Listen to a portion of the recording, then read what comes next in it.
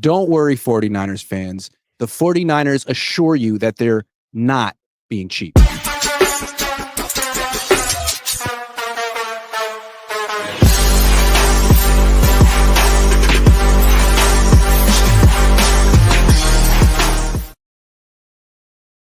What's up? Welcome to Cohn and Krueger. That's Larry Krueger. I'm Grant Cohn. I was just joking to start the show. We got an opportunity to ask John Lynch big questions about a perplexing offseason, and he gave us answers. The big topic really was Brock Purdy. You all heard what he said, or you read what he said because they didn't let us post the audio. I don't know. What do you think of how the Niners are handling the Brock Purdy negotiation so far? Are you pleased? Well, I would say that's probably the biggest takeaway is that Lynch made it seem today like while there's no guarantee that a deal can get done at all with Purdy, he made it seem like it's likely that a deal with Purdy is going to be done by the middle of April, which is the start of the OTAs, which, Grant, I have to think is Brock's direct orders to his agent, Kyle Strongen. You get me, yes, you can be the bad guy. I'll be the good guy. You ask for the moon. I'll say, oh, shucks, I just want to be here. But Kyle, you get me in there by OTAs, the beginning of the OTAs. And I personally, I don't know Brock, any more than anybody else knows him. But I just don't think that he wants to miss even a minute of the OTAs. There's no way in hell he's going to let Mac Jones step out on that field and do anything that would potentially, give Mac the starting quarterback job. So I do believe Lynch when he says that they could have a deal done by mid-April, the start of OTAs, and I think that's coming from Brock, all from Brock. Interesting. I think that's exactly what the Niners think. I think they're anticipating. I think they feel that Brock Purdy really doesn't care that much about money, and that this is more of a push from the agent. And I think they think the agent is a flat out lightweight. Like, this isn't the guy representing Ayuk or Nick Bosa. This isn't a guy who's accustomed to representing big money players who were first round picks. This is a guy who is representing Mr. Irrelevant and just hit the freaking lottery. And I think the Niners feel like they're going to work Kyle Strongen. Maybe they're wrong, but I think they feel Purdy's going to ask them to let down the demands as soon as OTAs start, and they're going to get him for $50 million-ish a year, nothing near 60. Maybe they're wrong, but I think that's what they think. Well, one thing to note here, Grant, and I think you know this. I think we talked about this. They know each other. I mean, it's not like they don't know Kyle Strongen. Kyle Strongen used to work in the 49er organization. He's got personal relationships with Jed, with Parag. It was before Lynch and Shanahan, so I don't know what kind of working relationship he has with them. But Parag Marathe did not meet Kyle Strongen in the midst of these negotiations. They've known each other for years. So I don't know. I mean, it's you're right. He was in scout. He was a scout for them from 08 to 09. Wow. Yeah, he was in their personnel department. So yeah, wow. He knows them and they know him, or at least the ownership and the organization. Some people know him. So I don't know. I mean, I don't know if that is relevant or pertinent in any way to this, but it's interesting. I mean, Lynch was asked about the Purdy timeline, the contract timeline. He says, I think we're going to get a deal done. That's what I believe. It's not unrealistic to think that Purdy's deal could be done by the start of OTAs, which would be a couple of weeks, but it's not a guarantee. And the interesting thing is that I got to think that making Brock Purdy, playing super hardball with Brock Purdy is not the way to go here from the standpoint of, if they made him play at $5.2 million, he'd make less money than Mac Jones. Yeah, but it's this isn't like this. He's not Nick Bosa. Like, he's not coming off a defensive player of the year, offensive player of the year, MVP. He's coming off a down season, a losing season where he got hurt twice, and his agent is B-list. So I don't think the Niners are that scared of Brock right now. I think they want Brock. I think they feel they're going to have Brock, but it's like, you can either play out your contract, take the offer, or take the offer we're giving you. Like, you're not going anywhere. And we're not scared of you. You're not going to hold out. You're a nice guy. You're a nice guy. And that's why we like you. And this agent of you, he's all talk. That's the way I feel. I don't think they're actually scared for a minute. Maybe they're wrong. Maybe they're misjudging Brock. Maybe Brock wants to look like a nice guy and an aw shucks guy, but he has his agent for a reason. And maybe he'll just let the agent do his job. I don't know. I don't have a prediction. We know the bottom line, right? The bottom line is $97 million is what Brock would make if they made him play for 5.2 and franchised him for the next 2 years. He would make roughly $97 million. So let's call it 100. So let's just say $100 million. The Niners kind of know that every penny over $100 million is money that they don't really need to spend. Correct. So they could. So I think they're going to be very hardball in their negotiations. But at the same time, there is an advantage to the 49ers to get it done, right? Because if you get it done, then you can spread that money around a little bit. It becomes more palatable for your cap. So there is, if you're going to pay a guy a lot of money, it's a better situation for the team if they can get a deal as opposed to play it out on the cap and this and that, or play it out with the what's it called, the lecture. You know what I'm saying? The franchise tag. Yes. Sorry, I didn't mean to cut you off. All I'm saying is that you're right about that. But this team just got burned by Brandon Ayuk. And it wasn't necessarily his fault. He got hurt. But I think it's fair to wonder if the Niners will suddenly be more careful about giving out like franchise record extensions to players who have some questions. Maybe one great year, maybe some injuries. I mean, in retrospect, Ayuk might have had fewer questions than Brock, and the Niners got burned. So maybe the Niners are going to say, you know what? Maybe we will let this play out. Maybe we are willing to get some more evidence so we feel more confident about giving you $60 million a year next year. And maybe Brock is so confident that he would say, you know what? I'll play out my rookie deal. No problem. I'll play it out. I'll go to the playoffs. I'll be an MVP candidate. You'll pay me $70 million a year next year. And that's what Lamar did once upon a time. If I was Kyle Strongen, there's no way in hell I would let Brock Purdy go back on that field behind this offensive line for $5 million with no guarantees. No way. No way. I wouldn't do it. But, here's the other thing. Mac Jones will do it for $3 million. I know. But here's the other thing that I think it needs to be mentioned here is there's our view of what's reality, and then there's the Niners' view of what's reality, and they don't necessarily align. For example, John Lynch said today they love Jake Brendel. They think Colton McKivitz is awesome. They love him. They think they've got a really good offensive line. I think he said really steady, I think was the word. We got a really steady offensive line. That's funny because sounds like a B-. PFF says that they don't have a really steady offensive line. But, this Niners we've been in this spot before with the Niners where, hey, man, everybody says they need a safety and they don't think they need one. In this case, everybody says they need an offensive lineman.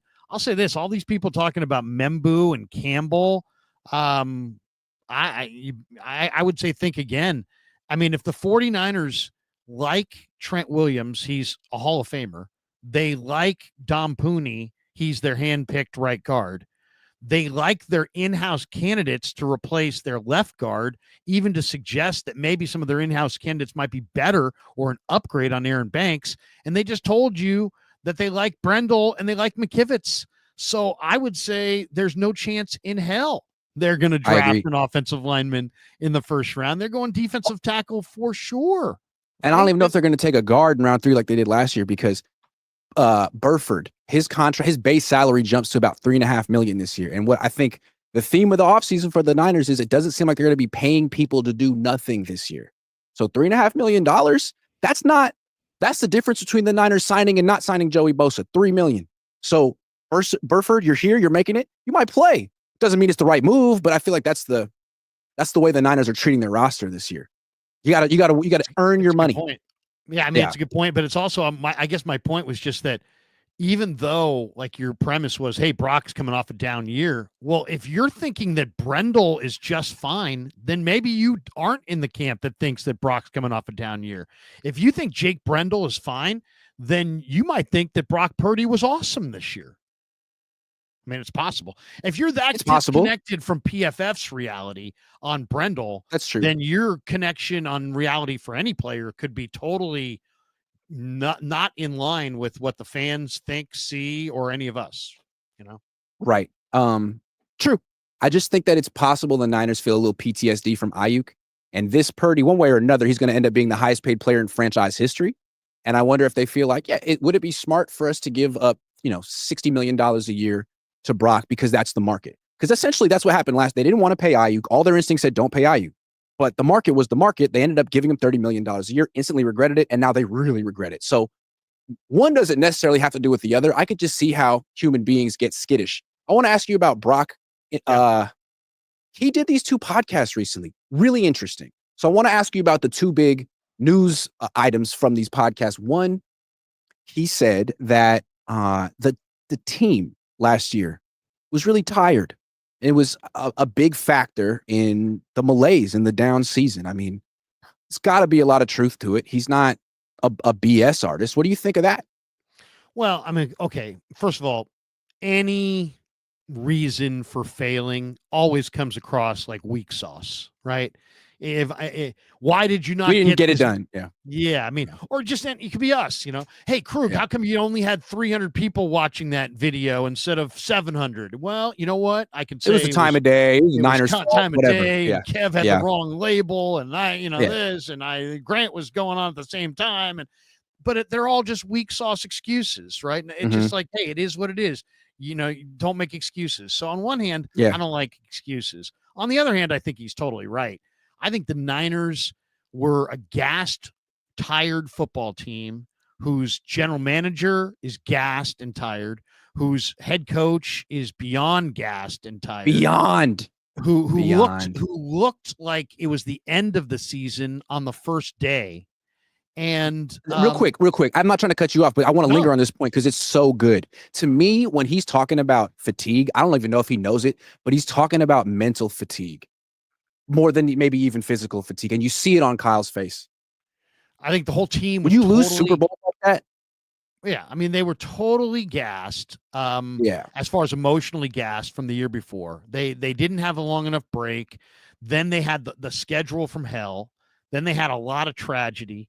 But I'll tell you, the holdout after holdout after holdout. Holdouts. But the game that really stood out to me was the second Seattle game, because that was the biggest rest disadvantage the Niners had all year. And it came in a game that they should have won and needed badly to win and had absolutely nothing left in the tank defensively at the end of that game. Gino, I mean, we laughed at Campbell because he ran right by Campbell on the touchdown run, but the Niners had no pressure, no juice, no life, no energy. They were totally spent in the second half of that game. And I think it was. What about week 3? I think it's a weak excuse, but I think it's true. I agree, but I think the reason why I would lean more towards the emotional, mental fatigue, although physical, clearly you're an older team, a lot of football games, but like the Chiefs played a lot of football games. The Bills played a lot of football games. I think it was more of an emotional toll because week 3 against the Rams, they were 1-1. You lost to the Vikings, but that was a really good team. You go play the Rams who don't have Puka Nacua or Cooper Kupp and you lose. That's when in retrospect, you could see like there is something very, very wrong with this team. Sure, you don't have Christian McCaffrey, but you do have Trent Williams. You do have Brandon Ayuk, and you lost to them? That was bad.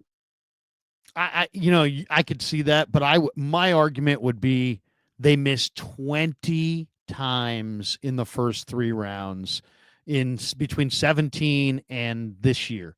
20 times. Your team is built with the players that you take in rounds 1, 2, and 3. That's like the meat and potatoes of your football team. When you miss 20 times between 2017 and right now, that catches up with you. And it caught up with them this year. I mean, they it wasn't just that Greenlaw went down, is that here comes Flanagan fouls, for crying out loud. It's like you don't have Aziz anymore. It's not just that, Hargrave went out. It's just that the guys coming in weren't any good. And you're signing guys off the street. So their lack of depth burned them. once. I mean, it's easy to go, well, they had injuries. Yeah, but everybody has injuries. They weren't the most injured team. They weren't as injured as Detroit, but Detroit had better backups because their general manager has done a better job than our general manager in the last 3 years in the draft. So the lack of hitting in the draft led to a dramatic lack of depth. And then once you had a couple injuries, it was like you're cooked. And then I really do believe they can blame fatigue, but they can blame fatigue because they had on a 53-man roster like 20 guys doing all the heavy lifting and a bunch of guys doing nothing. Other thing Purdy talked about was himself. He said this was so interesting, kind of unprompted, that when he throws from the pocket, he sees where he's throwing 60% of the time. 40% of the time, he doesn't really see where he's throwing. And he said, this really doesn't have anything to do with my height. This is something that Brian Greasy said he experienced as well.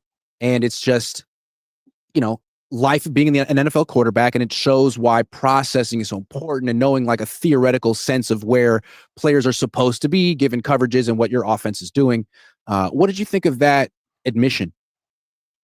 Well, it plays like a major headline grabber. He didn't know where he was throwing the ball 40% of the time, But in reality, he's just speaking totally honestly about the quarterback's viewpoint standing behind 6'6", 6'7" offensive linemen, because typically all your offensive tackles are that big. You absolutely have to have an account of where the defenders are.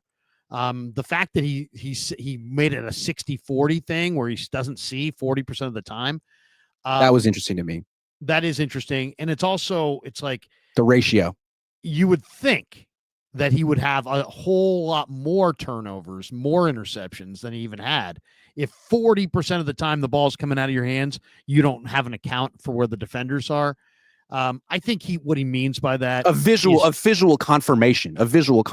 Well, and you're going to see beyond you're going to see somebody, but you're not going to see everybody. You're not going to get right. You're not getting the all 22 that we get, where you can see exactly where the defenders are. If you've done your reps mentally going into the game, you should know the coverage and where the defenders should be. Right, like it's cover 3, so you know where they should be. But right. Sometimes people freelance. Sometimes there's busted coverages. I mean, that's why they play the game.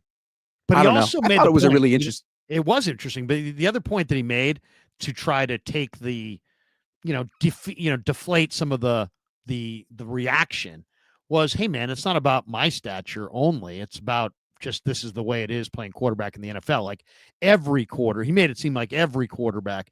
And I think what he's saying is just that you don't see everybody at all times. You have to have an account for where they are, and you got to know. It's just if you're going to throw with anticipation, you're going to throw a guy open. You got to know there's no defender lurking back there. So I think he's got a sense of that. But yeah, it played like 40% of the time he's just flipping a coin, like he's throwing 50-50 balls 40% of the time, and I don't think it's quite that. Yeah, I mean, I think what's interesting is the ratio. It's like every quarterback throws blind. Steve Young's talked about it. Like if you are waiting for visual confirmation that a player is open before you throw the ball, most of the time you're too late. And like you don't want Alex Smith, who was. See, that's why I feel like the ratio is so interesting. It's a spectrum. Brock spoke for all quarterbacks, but I don't know that all quarterbacks would say, yeah, it's 60-40 for me. For Alex Smith, it might have been 90-10. And I don't know what the ideal ratio is. Probably it's different for every quarterback. But when I look at Brock, I'm like, man, interceptions are kind of an issue with you. Like your interception rate's been going up season after season, especially in the second half. Maybe dial it back to 30% until that's not an issue. And then you can, like when you're Drew Brees, freaking throw blind all day. I don't care, but you're not there yet. You're 25. You're still improving. Maybe take it down to 30. I'm just trying to compromise here, negotiate. Yeah. I mean, my first reaction, if I heard that and I was sitting there, I'd be like, hey, 40%? Well, let's forget the percentages for just a second, but let's just go back to the Ram game, the end of the year on the blind throw down the field on first ended down. the season, ended the Niners playoff hopes. That was a blind look. I know that was a blind look because you could tell there was a defender bearing down on him. That was a totally blind look. And Kyle talked about it. He was like, no, it was the right read because Juwan should have been open, but he got bumped and the ball was already in the air. It's like, yeah. He fought back when I said to him, I said, how do you coach that level of aggressiveness out of Brock? And he's like, well, I don't think that's over aggressive, but I do, because if you go back and look at that play, there was 3 offensive weapons underneath, and the defenders were all on the downfield side of those guys. They were giving them the underneath. And it was first down. And it's like, you can't. And you're in field goal range. Season. Yeah, and it's just risk reward. You can't end your season on a blind look into double coverage. When there's 3 guys open underneath, on first down. I mean, it's just, there are times to take that shot, but it's called fourth down, or And what I like about Brock third down is I feel like he wouldn't push back. If he were here with us right now on the show, he'd be like, yeah, that's fair.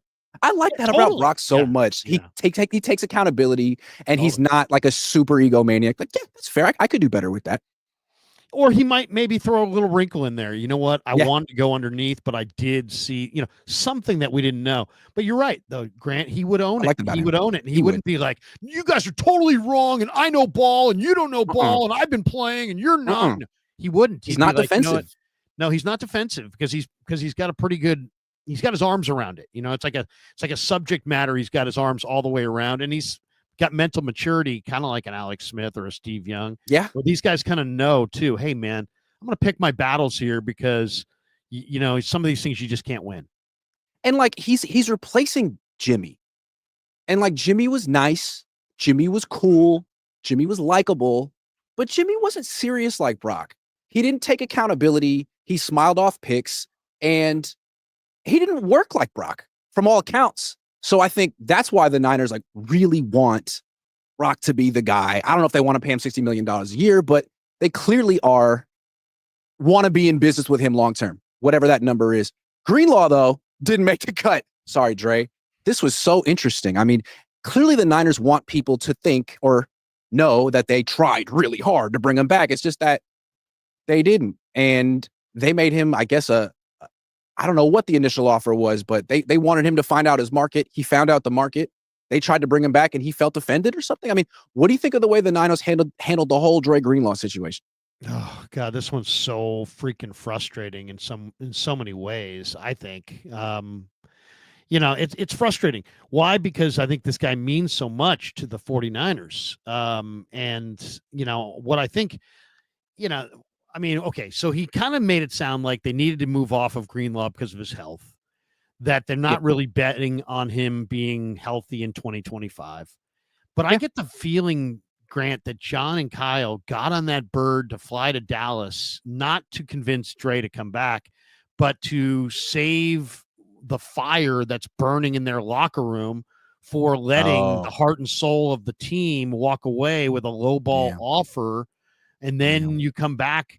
Supposedly they offered him a low ball deal, and I don't know what it was. Some people are saying it was a 1-year deal for $10 million, but then they upped their offer in the 11th hour. And it's like, to me, they did all this stuff for the optics. It's like, if you want somebody, there's a way to do it. And if you don't want somebody, there's a way to do it. And they did it that way. They lowballed him. They waited for him to get courted by other teams and set the market. Other teams courted him, set the market. And then they tried to roll in the 11th hour to convince their roster that they did everything in their power to re-sign the most popular guy in the room. And I don't know that anybody's buying it. I'm with you too. And I think it gets messy when you look at the different factions in the team. Like George Kittle, Juszczyk gets cut.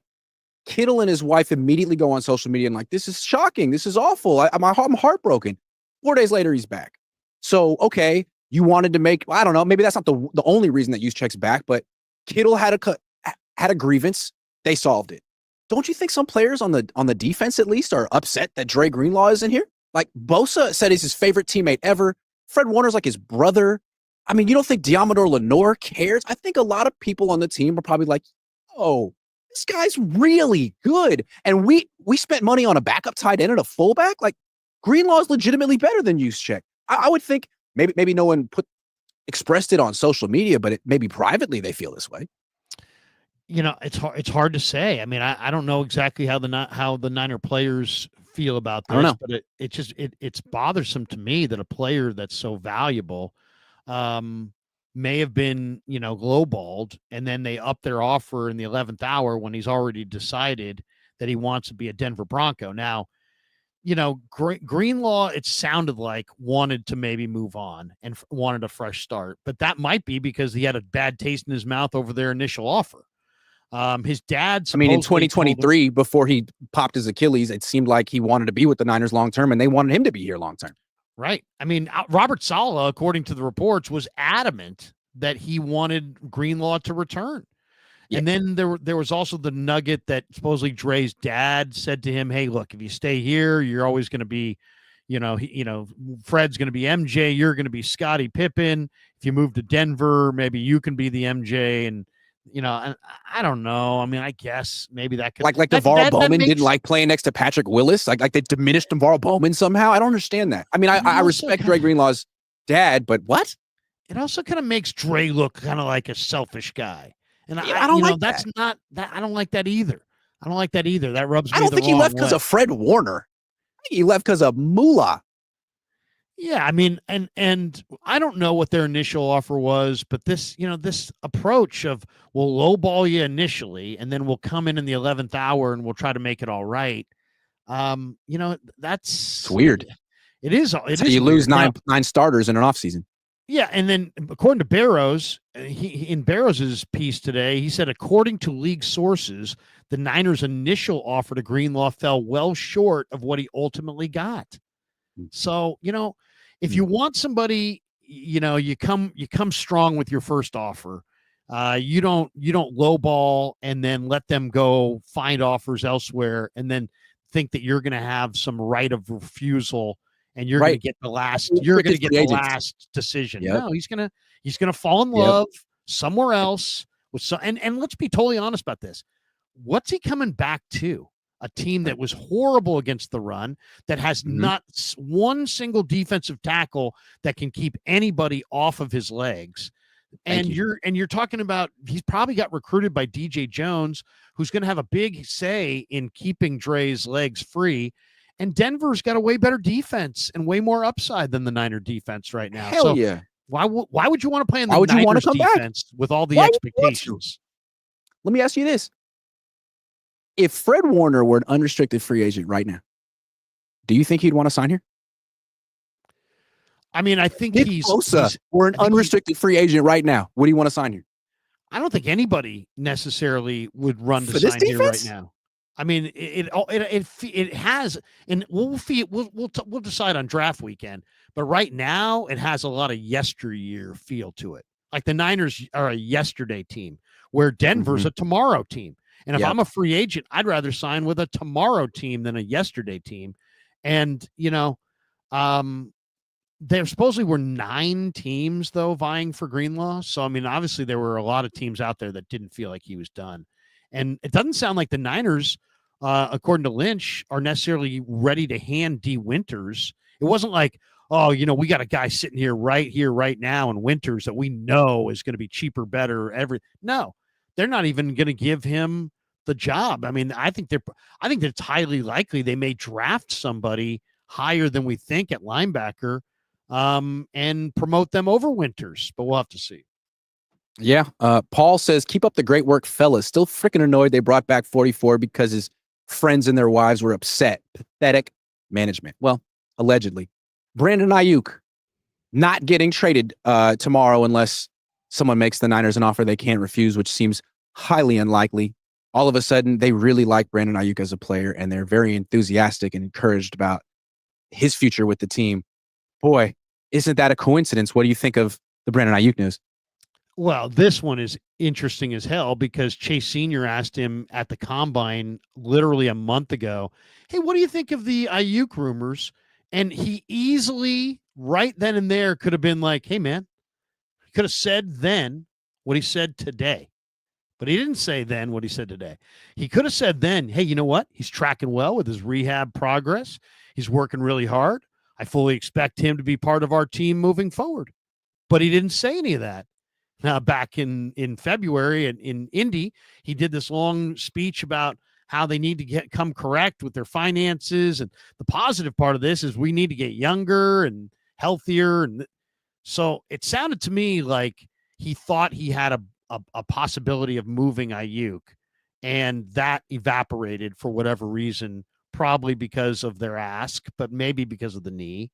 But ultimately, we don't know where the Niners, you know, signed Ayuk and would rather move off of him, but we're only move off of him for a second or third round pick, or were the Niners like, hey, we want out of this deal, and somebody offer us anything, and nobody came with anything.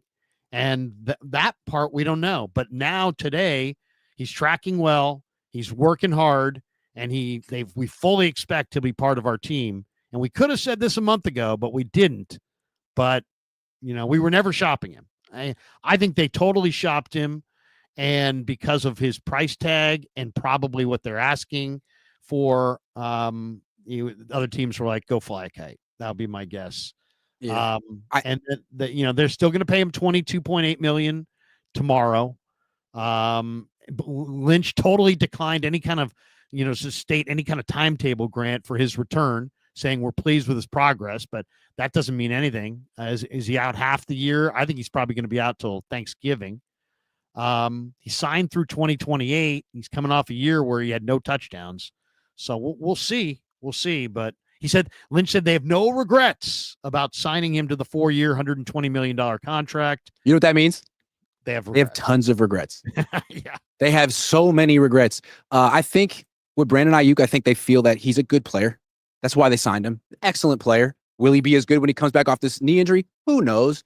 But I think the issue, Lynch said it today, we love Brandon Ayuk as a player, which is a strange qualifier. As you could just say, we love Brandon Ayuk. I think they do love Brandon Ayuk as a player. Kyle loves Brandon Ayuk as a player, but do they love him as a guy? I think they made it pretty clear last year that they felt he was immature, but bordering on unprofessional during the negotiation. Then Ayuk came out after it was done and was like, yeah, I made that harder than it needed to be. I wonder if that relationship has been damaged.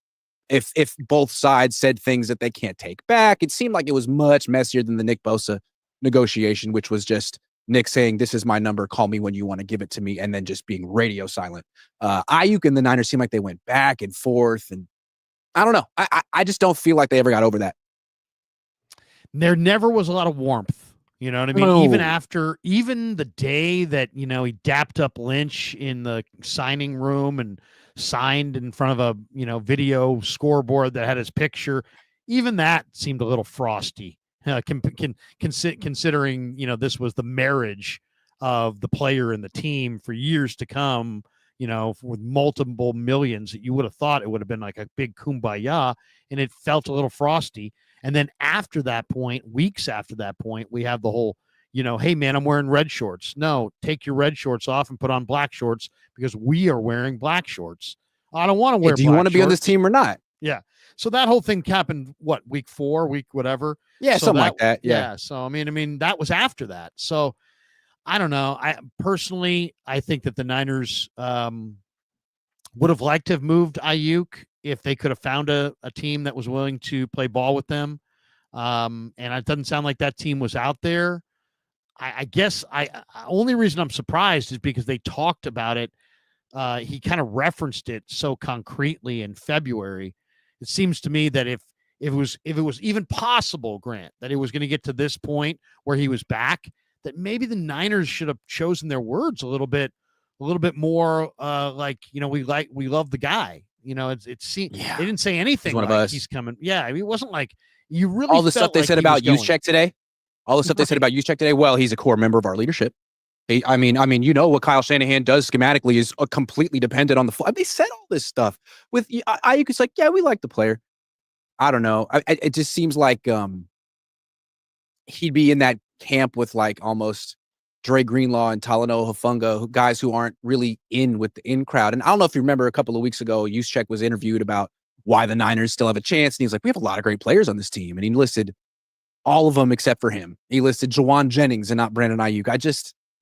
I wonder how together this team is really. To me, it feels like they were together. They've been together a long time. They were winning. that masked a lot of stuff. Then they started losing. Everyone went for themselves. Everyone had their own agenda. Everyone needed extensions. Everyone had grievances. I became a topic. Like, I just wonder how tight knit this team is anymore. I mean, Trent Williams is a complete independent contractor. Trent Taylor's on the team for God knows what reason. I mean, it seems strange. I think this exodus, this max, it needed to happen last year, and it ultimately is going to be for the betterment of the team because they need fresh blood. Well, and they completely need to rebuild their defense. I mean, which they haven't done yet. At all. I mean, is the run defense better or worse than it was at the end of the season? How could anything be better than it was at the end of the season? They haven't added anybody. They got Mac Jones. Yeah, is he? Can he play? Can he make plays? The quarterback room, maybe. I mean, I'll say play this. 3 technique. I like 2 of their picks. I like Mac Jones more because it guarantees that you're going to get the best out of Brock because you're going to get an icy Brock, and I think an icy Brock is the best Brock. So I like the Jones pick because I think it does. It's kind of like signing Jimmy Butler to the deal after you traded for Jimmy Butler. Getting Jimmy Butler, nice. Giving him the contract, very nice. Signing Mac Jones, okay, but making sure you have a competitor for Brock Purdy is, I think, very important. So I like that one. I kind of like Richie Grant because I think Richie Grant is not a special teamer. I think he's got ability to play from at safety from scrimmage. The rest of the guys, I didn't, no. Luke Gifford, I wouldn't know Luke Gifford if he walked in the room. Luke Farrell, no, you could have a room full of. I forgot about Luke Gifford. You could get the hardest of hardcore football fans. They've never heard of Luke Gifford or Luke Farrell, and they wouldn't recognize him. 808 says, instead of lowballing Dre, why not just tell him to find out his market and come back and see if they can match? The plan is there is no plan. Yeah, it seemed like you could have done that without insulting him. But maybe the insult was the fact that the Niners and Greenlaw were negotiating something before he tore his Achilles that could have been, 4-year deal, 5-year deal, Fred Warner-esque. And then when he gets hurt, all of a sudden it's a 1-year deal. And Greenlaw's like, whoa. That's not in good faith. Now, maybe the Niners had every reason to do it, but maybe he just felt like, you don't appreciate me. And the Broncos do? Like, I want to feel appreciated for the first time in my professional career. This is a 5th-round pick who, replaced Reuben Foster and replaced Quan Alexander, but was never supposed to be the guy, never got a big extension, got a 2-year extension, which is already a prove-it deal. And now they're like, yeah, you're going to have to do it again. Like, I'd want to leave too, frankly. I mean, more than anything, I just think that, if you don't woo somebody up front, it's hard to go back there and be like, go find your market, and then, but we want you to go find your market because we don't want to spend a nickel more than we need to spend. But go find your market. And even though that may feel like a betrayal from the team that you've, blood, sweat, and tears fought for years, don't view it as a betrayal at all. Just go out there and field offers, get offers, but have no emotional tie to any of those offers. So when we roll in the 11th hour to pay you just a nickel more than you were getting paid before, to save face in our locker room, you're just going to do an about face and just come right on back to us. It's like, that's a little, and it's like little ambitious on the night. It's like, Dre, we love you, but not enough to really lock you down. So we're going to be in an open relationship and keep our options open, and just to see if we can find someone better. But we also are open-minded about you long term, but not really sold yet. So we're going to dabble. And then Greenlaw's like, yeah, but the Broncos want to marry me. And then I was like, oh, we do too. We actually just changed our mind. You're beautiful. You're gorgeous. You're smart. You're all we need. It's like, you just told me you were keeping your options open and looking around. It's like, no. We were joking. That was a test and you passed the test. You can't have it both ways. I mean, the other thing too is that Denver's got DJ Jones. DJ Jones can impact the game in front of Dre Greenlaw, and Dre Greenlaw knows it. Dre Greenlaw knows football well enough to know if you have a DJ Jones, the guard can't climb to the second level, and he can't pick me off. And the Niners don't have DJ Jones. And what Greenlaw is great at is running and hitting, not stacking and shedding. Right. So Yeah. he behind, you know, last year Denver signed Zach Allen away from Arizona, right? And they Yep. have DJ Jones. And they're probably going to add something more to their defensive front at some point here. But they've got a little bit more going right now. What do the Niners have up front? The Niners have Bosa and I mean, what? I mean, Malik Collins is gone. Evan Peter Anderson's a second-year player. Gross. I mean, I think that brings us to our next topic quite well. Dave Sim says, "Damn, could we come a long way? Earned another sub for Shizzle." I mean, it's Larry Krueger. Hold on, wait a second.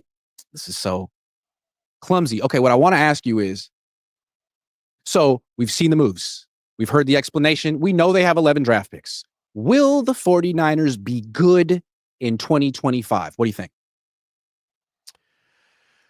I do think they're going to be good because good is always defined by your record, and the schedule is very navigatable. Let's just say that. We don't have it in front of us, so we don't know who they play and when they play them. But we know who they play. We don't know when they play them. But the list of the teams that they play, my God, if they don't win 10 games this year, they probably should move on from the regime. I realize they've got a lot of holes on the roster right now, but they do have 11 picks. And I do, I think it's a loaded, deep draft, especially in spots where they need to rebuild.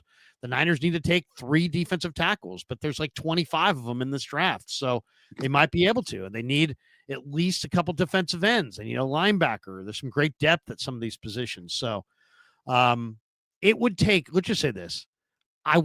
The optimist in me says they got a shot because I believe in the draft and I believe in a lot of the players in the draft this year, particularly. But, there's if the Niners' greatest draft ever is the 86 draft, they got 8 starters. If they get 8 starters out of this, that would be nice, but it still would, I'm not sure if that would be enough. The 49ers need to get like a 15-man draft class, and they're going to need like 12 of those guys to produce and play and contribute and be good. So that's a tall ask, but I will still say there's a chance because the schedule's so bad, and I do like this draft class, and they did have a great draft class last year, and they've gotten the hard part down, and they've gotten the easy part wrong. So it's like, can you guys get the easy part right? First, second, and third rounds, those are supposedly the easier picks. It's harder to find a guy in the 5th round, 6th round, 7th round, or afterwards. But the Niners do the hard part well, and they do the easy part. They make it look difficult. So if they can just have some success on day 1 and day 2 of the draft, I think the playoffs are viable. And once you get there, anything can happen. So I do think they can have a good season, despite the fact they have a ton of holes. But it's going to take a Herculean draft. I look at it a little differently. To me, they had a great draft last year and went 6-11. Like, there's only so much rookies can do, even if you have 4 good ones. I think that's more for 2026. The way I look at 2025, the rookies will contribute, and that'll be great. But for them to be good, like a team that goes to the playoffs and wins a game, I think it's almost all about McCaffrey. If McCaffrey stays healthy and plays almost up to the level he played in 2023, this team will be good. They'll be fine. They'll win a lot of games, even with a bunch of rookies on defense. But if he's not, if he plays 5 games again, if he's in and out and he's really not the player he was and it's over for him, I think the Niners are in trouble, even with the schedule. I think they're in serious trouble. I think they're worse on paper now than they were last year. And the only guy who's going to change it is him for 2025. Yeah, it's a good take, I think, because I think it's pretty spot on. I would add a couple other guys to that list. I think Ricky Pearsall has to be really, really good. I mean, how could he not? I mean, what do you got? I mean, you got Jennings. I mean, when's Aiyuk coming back? I would say Thanksgiving. Yeah. Say Thanksgiving. And what conditions he going to be in without any training camp and all that? Yeah, so I think Pearsall has to be big. I think CMC has to be big. A first round pick has to be big. Well, first of all, Jake Moody has to be big. Yeah. Okay, that's another one. There's no competition there. So your kicker's going to have to be a whole lot better than he was, and your running back's going to have to be healthy, and your Mhm. first round draft choice receiver is going to have to really emerge in year 2, and Yep. then you're going to have Your to rookie first have round pick. you're going to have a defensive draft Yeah. that is epic, and that combined with Robert Saleh is going to have to turn the defense into something really good. And that's a tall ask, man. It That is. really is. It Now, is. I won't say no, it can't be done, Sure. because I do It happens. believe it can be done. I'm a Yeah, maybe believer that it CMC can has be one more done. great year in him. Maybe he does. I don't know. He's 29, 28. Right. He's He's not 28. old. And Yeah. Pearsall in the last 2 games, Grant, had 18 targets and 14 catches and looked really good. So it's like, He did. are we going to get Pearsall from week 16 and 17 the whole year? Is he going to be a double-digit touchdown guy? Is he going to be this big-time player? If he is, I'm optimistic about Pearsall. I didn't like the pick at all, but getting to know him and watching his arc and what he's been through, I would not bet against him. And the He big survived a gunshot wound. Well, and the phrase that you said there, I think, is the one that I would totally agree with you on.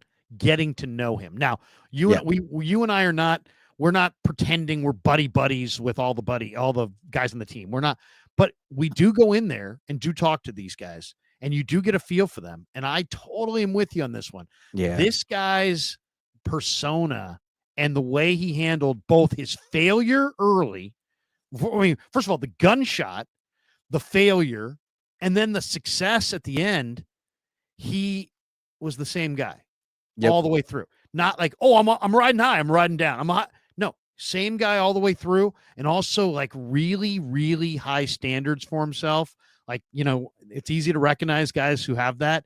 He's got that. So yeah, Pearsall, I'm more impressed by the person than I am by the player. The person that I saw react to his season, I think, is going to be primed for a big, big, big career. I like Pearsall.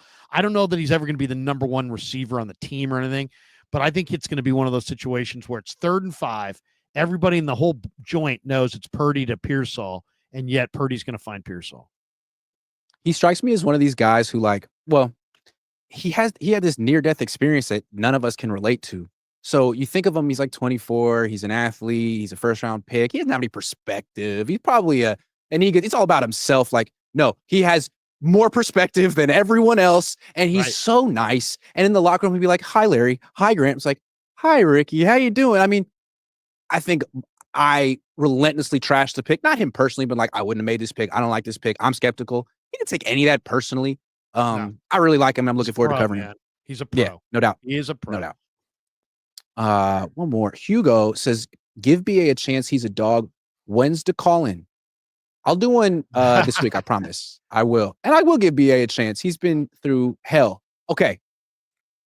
Now that we've heard John Lynch, now that we've seen some moves, now that we know that the Niners are pretty chagrined that they lost Dre Greenlaw, or at least want to appear that way, do you think that, have you reconsidered what the Niners are going to do with the 11th pick?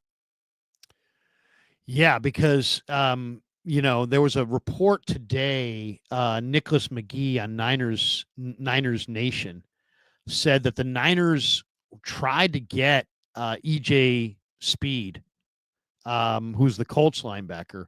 Aaron Wilson of KPRC in Houston said that before the Texans signed EJ Speed away from the Colts, that the Niners were trying to get in there. He ultimately signed a 1-year deal with the Texans. But yeah, Grant, I think that the Niners wanted Greenlaw back because they don't, he's the starter. And then when they didn't get him back, I don't think they want to hand the gig to Winters. I mean, in an ideal world they would, but I don't think they believe in Winters on that level. And so I think they really badly wanted a linebacker, and they tried. If they did, they wouldn't have signed Devondre Campbell, who was a right. I'm not going to say what he was. I mean, the one word coming to my head, he was a quitter. He was a quitter, and he was washed. That's what he was. D Winters, he can't be that good. And EJ Speed's almost 30. So, yeah. So, so personally, I think that if you said what's going on there, I would say that that's they're hoping for the best. They're hoping for the best. You think they go linebacker at 11? I think there's a very good chance that they go linebacker at 11. Like Jalen Walker from Georgia, who, it's funny. Somebody, it was Mayock, compared him to Micah Parsons. He said he's Micah Parsons. I mean, if you really think he's Micah Parsons, that's the undersized defensive end who's being used at linebacker. Then, man, I mean, I'll just say this: he's an incredible athlete on a defense that was full of incredible athletes. He totally stood out, and I think if he's there on the board at 11, I think he's going to be a really hard player to pass up. I'm not saying he's their first choice, but I definitely think they will consider him heavily at 11.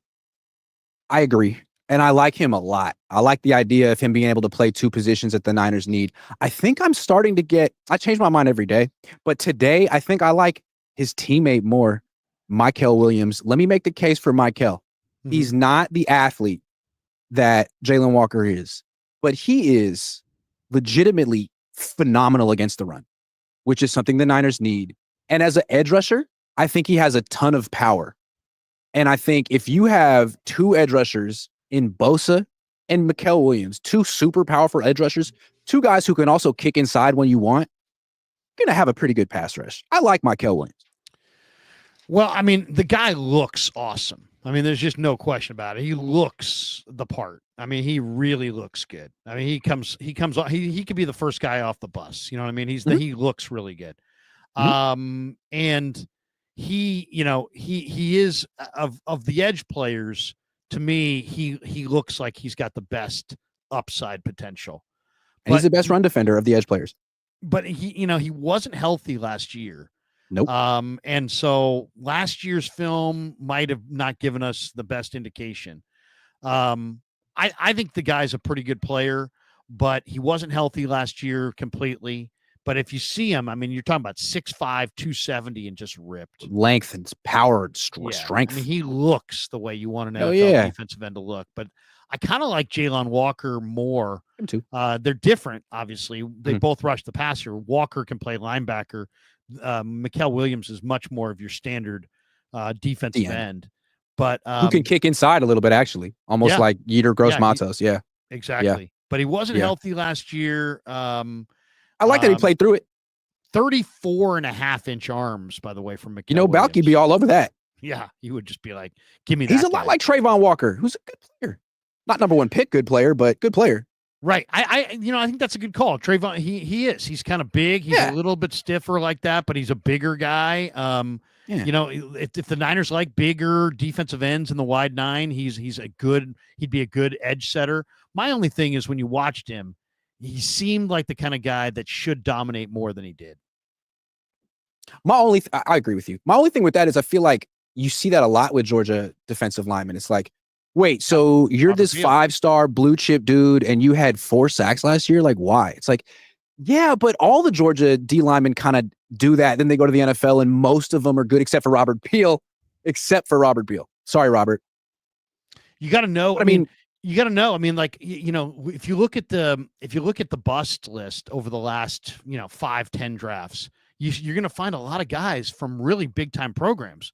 You're going to find a lot of guys from Bama, a lot of guys from Georgia, a lot of guys from LSU. Why? Because they're all like 5 stars and they're all in the same defense. And then, some guys are worthy of the 5-star designation. Other guys aren't. And sometimes it takes a while to figure out who's who.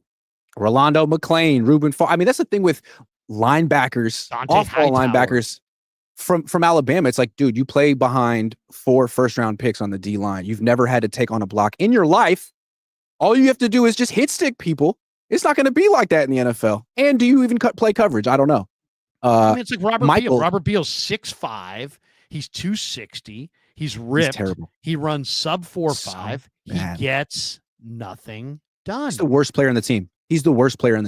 I'm sorry, I don't mean to single someone out, but what does he do? Some people do contribute on special teams. I don't even know. I know he's on the special teams running around. I've never seen him do anything. Sorry. I don't want to take gratuitous shots. And they need him. They need him. It's not like, well, yeah, but there's so many other guys and they don't really need him. No, they have a severe need. Drake Jackson's down. Yeah. Right. They needed this guy to step up, and he looks the part, but he doesn't actually play that way. And Yeah. I think Georgia gets a bunch of guys like this. They get these 5-star guys. They're all supposed to be monsters. So, and you can't listen to Kirby every time, John, because Kirby was going to tell you that he loves every one of his guys. This guy, if you want a guy who can set the edge, you'll take Robert Beal. No, he has not. That's the experience the Niners have had with Saban. That's why they don't draft Alabama. They stopped drafting Alabama players because they felt that Saban would just be like, yeah, Reuben Foster, my favorite player of all time. Yeah, Cam Latu, love him. It's like, dude, like they trust Herm Edwards. They always draft Arizona State players because I think they feel like Herm will tell it straight. Yeah. Herm and John Lynch actually know each other. So anyway, so there's a trust. But Howie Roseman trusts Kirby. Howie Roseman trusts Kirby. Right. Oh yeah, he totally does. He takes Georgia guys every year. And the Niners should be taking Oregon guys. That's their pipeline. Oregon, Phil Knight. Yeah, and I'm not loving the. Well, though I do kind of like Tez. I wouldn't mind seeing the Niners get Tez. I do like Tez. I like Josh Connerly. Yeah, he was a high, 5-star. I like Derek Harmon. Derek Harmon's got good pass rush numbers, but he doesn't have good run defense. Does he? Numbers. Okay. So that would be my concern there. All right, I got to go to this cocktail party and see if Kyle Shanahan's going to be there. Oh, yeah. What are you going to do at the cocktail party? Are you going to wait for stalk Kyle? TMZ. Hey, Kyle, how you doing? A lot of people talking. No, I'm not going to. There's no interviewing. I'm just going to go have one drink and keep it chill and see if Kyle shows up. Sirianni will be there with his kid. Mike Tomlin will be there cracking jokes. But come on, Kyle, be the life of the party. You're the biggest. Will he run from the media and only talk to football people, or will he actually take questions from the media and chat it up? No questions. All you're supposed to do is just hobnob. Hey man, did you watch March Madness? What do you think of? What are you watching on TV? Can I get you a drink? It's all. But he might be like, Grant, I hate you. So I don't know. We'll see what happens. Yeah, exactly. I don't know. Don't give me that. But Larry, thanks very much. Everyone, thank you very much for being with us. And the show goes on tomorrow. Stay tuned. Have a good one. Thank you, everybody.